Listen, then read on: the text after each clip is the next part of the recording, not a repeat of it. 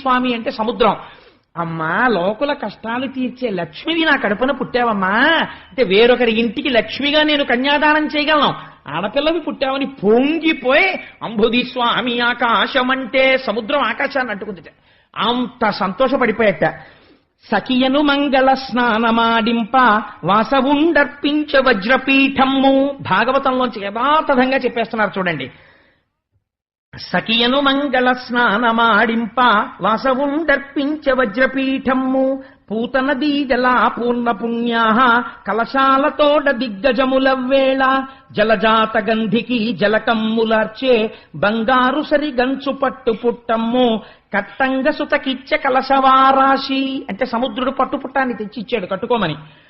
వెలలేని నగలిచ్చ విశ్వకర్ముండు రాజీవముఖులైన రంభాదులంతా కురులును నగతువ్వి కుప్పెలు పెట్టి కీల్జడ సవరించి కింజల్క ధూళి చెదరని క్రొవ్విరుల్ చిక్కగ ముడిచి కలల పుట్టిన ఇండ్లు కన్నుదమ్ములకు కమ్మని కవ్రంపు కాటుక దిద్ది వెన్నెల తేటయౌ వెడదమో మునకు గుమ్మడి విత్తంత కుంకుమ పెట్టి. రంభాదులు వచ్చారట.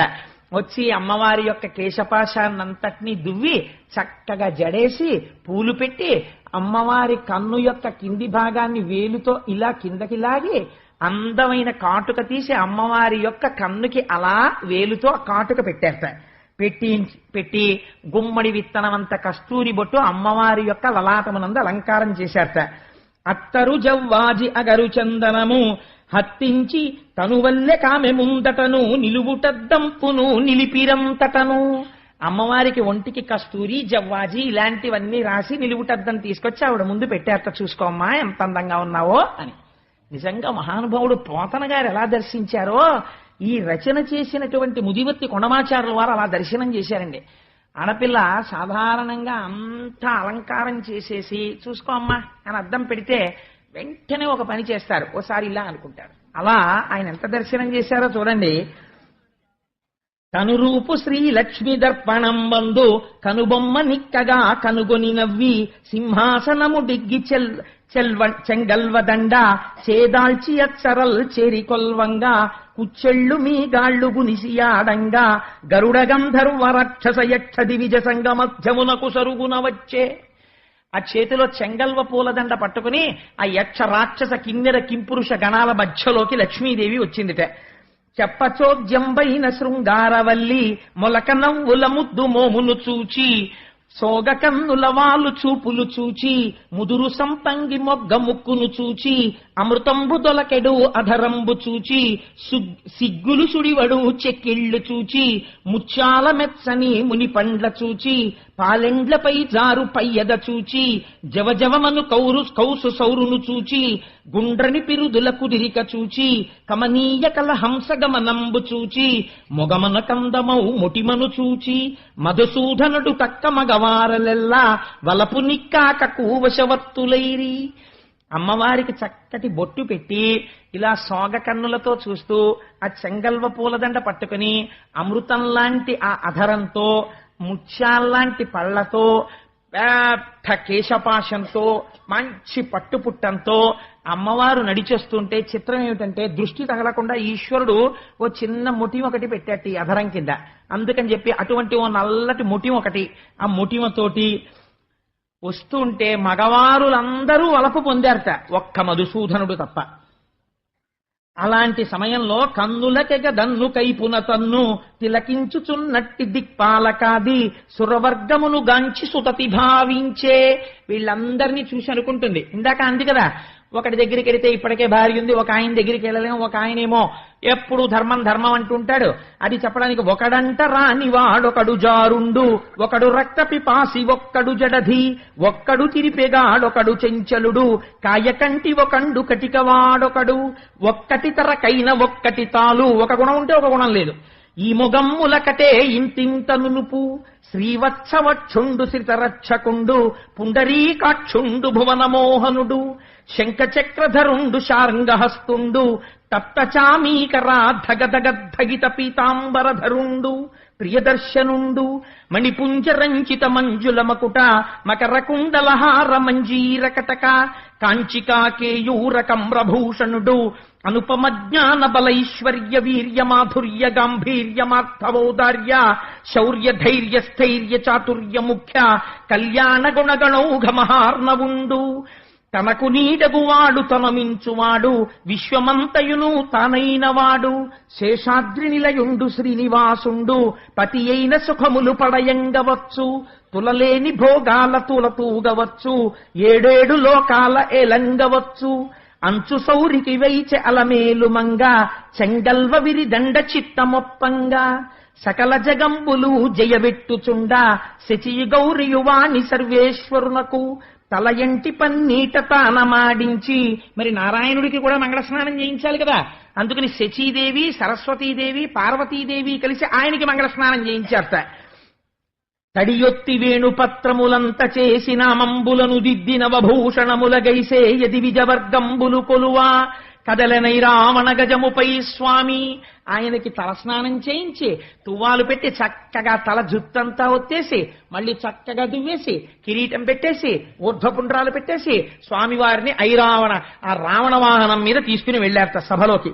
తీసుకెళితే కేశవాయంచును కీరముల్ పలుక నారాయణాయంచు నమళులు పలుక మాధవాయంచును మధుపముల్ పలుక గోవిందయనచును కోయిలల్ పలుక తైతక్క ధిమితక్క తద్ధిమితకిట జండుతక జండుత యటంచు అచ్చరి విరి బోనులాడి పాడంగా ముత్తైదువలు శేషముత్యాలు చల్ల చల్లగా వెంచేయు జలదవర్ణునకు అగ్రంబునన్ వేద ఆమ్నాయ ఘోష వెనుక మంత్రధ్వని వినువీధి ముట్టే.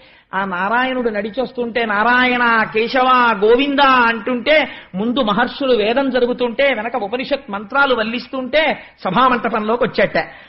అది వచ్చే ఇది వచ్చే అల్లుడటంచు మామగారెదురేగి మధుపర్కమిచ్చే పందిటిలోనికి పట్టితో తెచ్చే పుణ్యతీర్థంబులు ప్రోక్షించి ఋషులు మంగళాశాసన మంగళం మిడగా కమల చేతికి చెక్కి కట్టె కంకణము దివ్య శంఖంబులు తిరుచిన్నములును వేణుమద్దల రుద్రవీణలు మొరయ తలవంచి కూర్చున్న తన్వి కంఠమున మధువైరి గీలించ మాంగల్యమపుడు.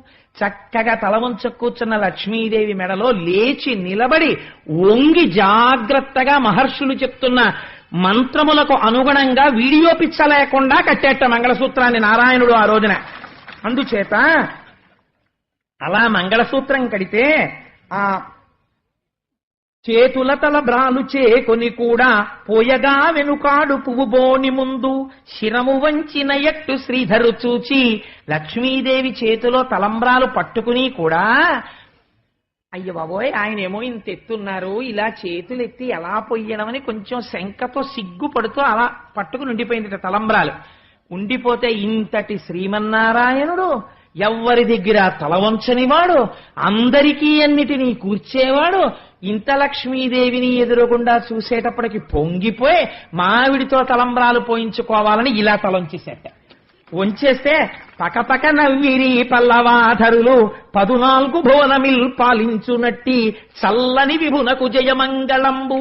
మా తల్లితో మా అక్షతలు పోయించుకోవడానికి తలంబ్రాలు పోయించుకోవడానికి తల వంచిన నా స్వామి ఔదార్యానికి జయమంగళం అని ఆ రోజున అక్కడ ఉన్న వాళ్ళందరూ మంగళం చెప్పారట. చల్లని విభునకు జయమంగళంబు పదము మోపిన చోట పసిడి పండించు చూడి కుత్తుకకు శుభమంగళంబు అంచుహారతులెత్తనంగనామణులు. రేపు మీరందరూ హారతులు ఎత్తుదురు గాని హారతులెత్తనంగనామణులు సాగె భూవము బంతి సంతోషముగను కలిత కంకణ జనాత్కారములెసగా కటక ఘలంఘలాత్కారముల్ పొసగా పిరుదులపై వేణి పింపిళ్ళు కూయ మొగమున తిలకంబు ముక్కున జార చిరుచెమ్మటల దోకి చెదరు గంధమ్ము ఘమఘమ వాసనల్ కృమరింపంగా చురుకు చూపుల కోపు చూపరగుండె పలువ చిచ్చురగొల్పు వగలాడి ఒకటే కోడిగమ్మాడెను గోపాలునిట్లు. భోజనాలు పెడుతున్నారట. ఎంత గమ్మత్తుగా వర్ణించారో చూడండి. ఆ భోజనాలు పెట్టేటప్పుడు మగవాళ్లు కాదు వడ్డనలు చెయ్యవలసింది, అమ్మతనం. ఆడవాళ్లు ఎలాంటి వాళ్ళు వడ్డించారట. చక్కగా పట్టు చీరలు కట్టుకుని ఆ చీరలు ఇలా తీసి ఇలా దోపుకుని కొంచెం ఇలా చీర తీసి కుచ్చిళ్ళు పైకెట్టుకుని ఆ చేతుల నిండా గాజులేసుకుని మంచి బొట్టు పెట్టుకుని పువ్వులు పెట్టుకుని ఘుమఘుమలాడిపోయే సుగంధాలు ఒంటికి పూసుకుని పెళ్లి కదా వచ్చి కొంచెం పప్పు వేసుకోండి కొంచెం కూర వేసుకోండి అంటుంటే అంత పప్పక్కర్లేదమ్మా అంటే ఇలా కొరకరా చూస్తుంటే ఏమిటో అడగడం అని అంత అక్కర్లేదు నానమ్మ అంటే ఓ చిరునవ్వు నవ్వేస్తుంటే ఆ సువాసనలకి వాళ్ళని చూసి వీళ్ళు పొంగిపోయి 2 ముద్దలు తినేవాడు 6 ముద్దలు తింటుంటే అలా వడ్డించేస్తుంటే ఇంత కష్టం తెలియని ఆడవాళ్ళు కొంచెం చెమటలు పట్టేసి ఆ బొట్టు కరిగి కొద్దిగా ఇలా పడిపోతుంటే ఆ పమిట కొంగు ఇలా దోపుకున్న తీసి ఒక్కసారి ఇలా ఇలా ఇలా హత్తుకుని చక్కగా పెళ్లిపీటల మీద ఇంకా కూర్చున్నటువంటి ఆ లక్ష్మీనారాయణుల్ని చూసి కోడిగమ్మాడెను కొమరిత యొక్కతే ఒక ఆడపిల్ల చాలా గడుసుది గోపాలుణ్ణి చూసి ఇలా అందిట ఆయన్ని. ఆ పెళ్లి కొడుకుని చూసి హాయిగా కూర్చున్నాడు, చూడు ఎలా ఉన్నాడో అనుకుందో ఏమో ఆవిడ. పెళ్లి కొడుకుని ఆడపెళ్లి వారు ఆట పెట్టిస్తూ ఉంటారు కదా, అందుకని ఆవిడ ఆట పట్టించిందిట.